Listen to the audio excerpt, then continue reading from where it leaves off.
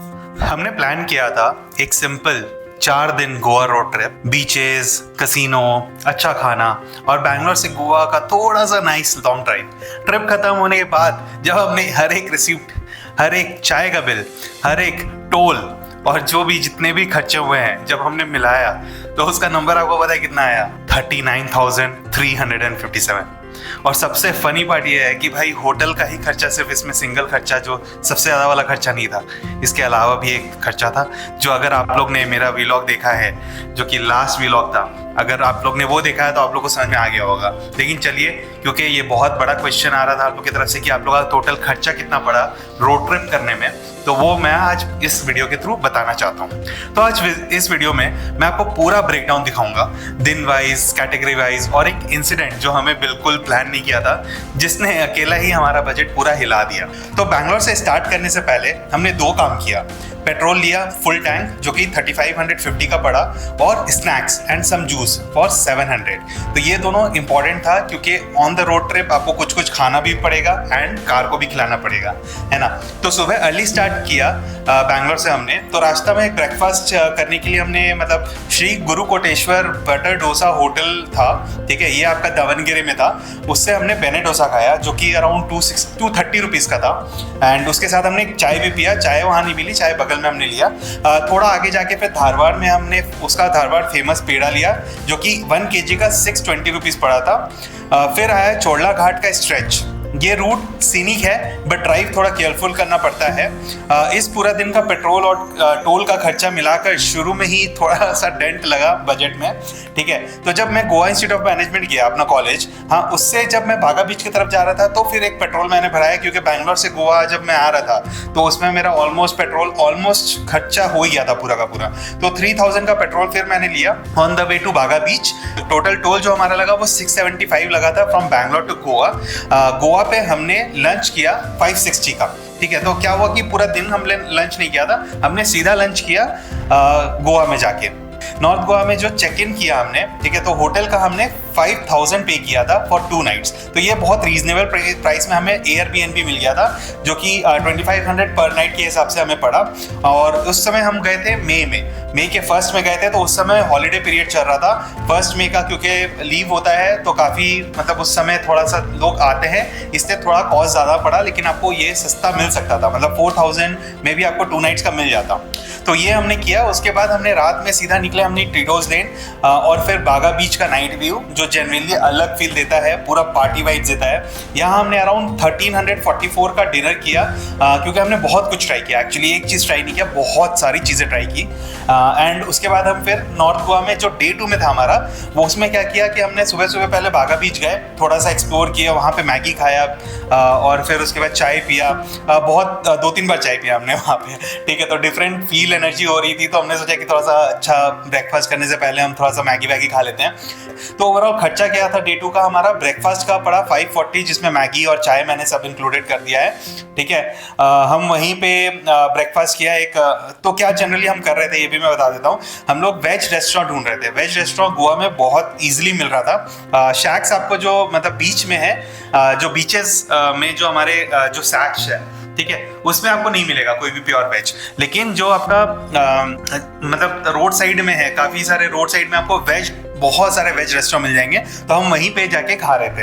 हमने ज़्यादा कुछ एक्सप्लोर नहीं किया, ज़्यादा फेमस कैफे नहीं गए, तो इसीलिए हमारा नॉर्मल खर्चा हुआ खाने पीने का। तो ब्रेकफास्ट का मैं 540 बता दिया। फिर हमने लंच किया उस दिन, वो 470 का पड़ा हमारा, और पार्किंग का 100 रुपये पड़ा। तो ये सब छोटे छोटे एक्सपेंसेस थे जो इंडिविजुअली कुछ नहीं लगते बट एंड में बहुत ज़्यादा ऐड हो जाते हैं, ठीक है। तो फिर कसिनो जो हम लोग शाम को गए, कसिनो का हमारा 4800 पड़ा था। 4800 के बारे में मैंने आपको बताया भी था इस व्लॉग में, डे 2 के व्लॉग में मेरे, तो उसमें आप जाके चेक कर सकते हो कि कैसे क्या खर्चा हुआ था। तो ये हम डेल्टिन जैक कसिनो गए थे। अब हम आते हैं डे 3, जो कि हम साउथ गोवा के लिए जब निकल रहे थे, ठीक है। तो उस दिन का हमारा कैसा था कि हमने जो नॉर्थ गोवा को छोड़ा और फिर हम निकल गए साउथ गोवा की तरफ, जिसमें हम पर्रा रोड की तरफ से होते हुए गए। तो ब्रेकफास्ट जो हमने किया वो 440 का ब्रेकफास्ट किया, एक उडुपी रेस्टोरेंट में हम किए थे। तो उडुपी रेस्टोरेंट में हम पोहा खाए, फिर उसके बाद डोसा खाए, उत्पम खाए, ये सब मिला जुला के 440 पड़ा। काफ़ी रीजनेबल प्राइस था by the way. And south Goa का जो वाइब था वो कम्प्लीटली डिफरेंट है। वो आप जब जाओगे तो आपको खुद पता चलेगा, ठीक है। और बहुत क्लीन बीचेस हैं। तो लंच हमने मडगांव में किया। मडगांव हम जा रहे थे अपने दोस्त से मिलने, तो मडगांव में हमने लंच किया जो कि 650 का पड़ा। स्टे हमने त्रिशवम रिजॉर्ट में किया था, जो कि आप डे 3 के व्लॉग में मेरा चेक कर सकते हो। पालेलिम का one of the best resort मैं बोल सकता हूँ वो। 6000 का हमारा साउथ गोवा का होटल पड़ा, वो पर नाइट का था। तो क्योंकि उस समय ऑफ सीजन नहीं था, ठीक है, फर्स्ट में की छुट्टी पड़ रही थी, तो इसलिए वो महंगा पड़ा। ये मैं आपको बता देता हूँ, बहुत महंगा पड़ा 6000। और मतलब ऑफ कोर्स 2500 में जो हम नॉर्थ गोवा में रह के आए थे, वहां से 6000 आप देख सकते हो पर नाइट के हिसाब से बहुत महंगा था। तो शाम पैरालिम बीच में हम स्पेंड किया हमने, फिर थोड़ा बहुत आगे पीछे घूमे। हम फिर थोड़ा सा घूमने गए। घूम के हम एक हैरी डिलो करके है फेमस यूट्यूबर, उनके पास गए। ऑफ कोर्स उतना एक्सपीरियंस अच्छा नहीं था, इसलिए मैंने मेंशन नहीं किया वो चीज़। फिर उसके बाद हमने फूड, ड्रिंक्स, सोवेनियर्स सब कुछ वहाँ पे किया। सोवेनियर हमने 550 का खरीदा। ड्रिंक्स में नॉर्मल ड्रिंक था, कोई अल्कोहल बेवरेज नहीं थी, ठीक है। तो ये आप हटा देना, इसमें मैंने इंक्लूड भी नहीं किया कुछ भी वैसा, ठीक है, अल्कोहल वगैरह। ये बिना अल्कोहल वाले ही पूरा एक्सपेंस है। तो अगर आप अल्कोहल कर रहे हो तो इसके अलावा आपका खर्चा पड़ेगा, तो इतना याद रखना, ठीक है। तो 550 का हमने कुछ सोवेनियर्स लिया एंड देन उसके बाद डिनर हमने 780 का किया। तो इस दिन तक हमें लगा कि बजट काफी कंट्रोल में है, तो हम सोचे कि डे 4 अब जाएंगे, ऑलमोस्ट 30,000 का खर्चा होगा। लेकिन भाई चौथा दिन ब्रेकफास्ट किया जो हमने, उसके बाद हमें पता भी नहीं था, मतलब सॉरी लंच किया जो हमने, हमें पता भी नहीं था कि हमारा खर्चा बैठने वाला है अच्छा खासा। तो ब्रेकफास्ट जो त्रिशवम का था वो कॉम्प्लीमेंट्री था, वहाँ हमने किया ब्रेकफास्ट। ओके था, त्रिशवम का ब्रेकफास्ट उतना अच्छा मैं नहीं बोलूँगा, ओके था, ठीक है। फिर हम बैंगलोर के लिए निकल गए गोवा से। कारवार साइड से निकलने से पहले हमने पेट्रोल भराया 2000 का, जितना हम पेट्रोल पूरा फुल टैंक करा सकते थे हमने करा दिया। 96 पर लीटर के हिसाब से वहाँ पे प्राइस था उस समय, अभी तो बढ़ गया होगा। बट NS66 में ही हमने एक बहुत सस्ता और बढ़िया आम लिया, क्योंकि आम का सीजन चल रहा था उस समय, मैंगोज का। तो हमने 5 to 6 kgs का 740 रुपीज़ दिया ऑफ मैंगोज। तो आप समझ सकते हो उस समय मई के फर्स्ट में जब महंगी होती है आम, बहुत अच्छे अमाउंट में हमें मिल गया। तो 740 वहाँ पे लगा हमारा। फिर उसके बाद हम जब बीच में जा रहे थे तो हमें एक चाय का स्टॉप लिया, जिसमें 2 चाय लिया हमने 30 रुपीज़ का, काफ़ी रीजनेबल था। और चाय के लिए मतलब आप समझ ही रहो, इतना ड्राइव करो तो चाय बीच में बन ही जाता है।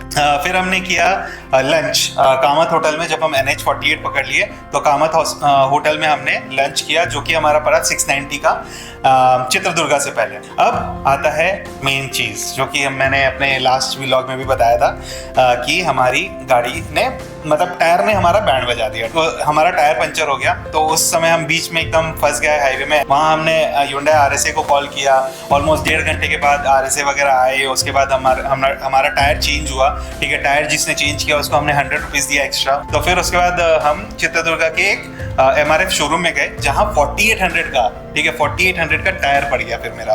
और बिलीव मी 9 मंथ्स पहले या 8 to 9 मंथ पहले ही गाड़ी लिया भाई।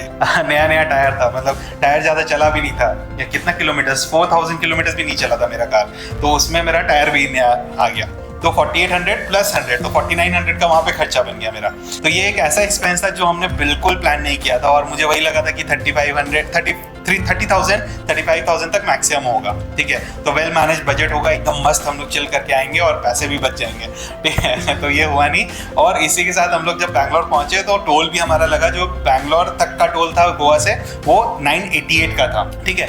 तो ओवरऑल अब मैं आपको कैटेगरी वाइज बता देता हूँ कि हमारा ओवरऑल कैसे कैसे खर्चा बना है, ताकि आप क्लियरली पता चल सके आपको कि पैसा कहाँ कहाँ गया। तो पहला था होटल में। तो नॉर्थ और साउथ गोवा का होटल मिला के 11,000 पड़ा हमारा। पेट्रोल जो था, पेट्रोल का टोटल हमारा जो लगा वो 8550 लगा। फूड हमारा सब कुछ मिला के 7794 था। कसिनो जो हमने किया 4800 का कसिनो पड़ा। टायर और स्टेपनी का 4900 पड़ा। टोल जो था वो 1663 का पड़ा। एंड जो सोवेनियर एंड पार्किंग जो अदर्स में मैं कंसिडर कर सकता हूँ वो 650 का पड़ा। पार्किंग मेरे को ज़्यादा कहीं देना नहीं पड़ा, क्योंकि हम गाड़ी लेके बहुत हार्डली ही निकल रहे थे। तो 650 का हमारा सब कुछ में मिल गया। तो ये सब मिला के मेरा पड़ा 39,357। तो अगर आप उसका ओवरऑल डिवाइड बाय 2 करोगे 39,357 का, ठीक है, तो ऑलमोस्ट 20,000 के खर्चे पे पर पर्सन के हिसाब से ये हमारा खर्चा पड़ा ओवरऑल। 20,000 पर पर्सन के हिसाब से नॉर्थ प्लस साउथ गोवा का आपका हो सकता है ट्रिप हो जाए। 4 डेज मैं बता रहा हूँ, तो 3 डेज आप मान के चलो, 3 डेज आपका घूमना फिरना रहेगा। तो एक प्रैक्टिकल एक्सपीरियंस मैं बताना चाहता हूँ। रोड ट्रिप अगर आप कर रहे हो तो आपको एक एक्स्ट्रा बजट लेके चलना पड़ेगा। टायर से अपनी या कुछ भी चीज़ हो सकता है बीच में, ठीक है। तो उसके लिए एक एक्स्ट्रा बजट लेके चलो।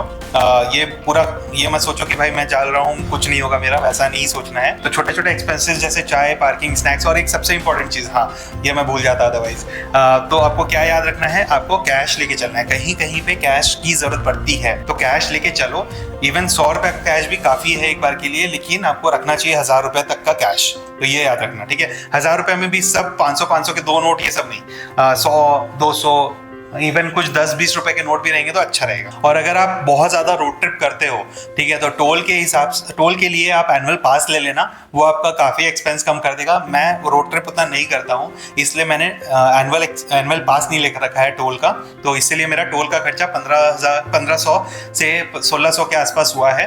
तो वो मैं कंसिडर नहीं करता था कि मैं पूरा 3000 का वो एनुअल पास ले लूँ, क्योंकि मैं बहुत कम रोड ट्रिप करता हूँ। तो ये था हमारा real full Goa trip expense, जो कि 39,357 मैंने आपको बोला दोनों के लिए।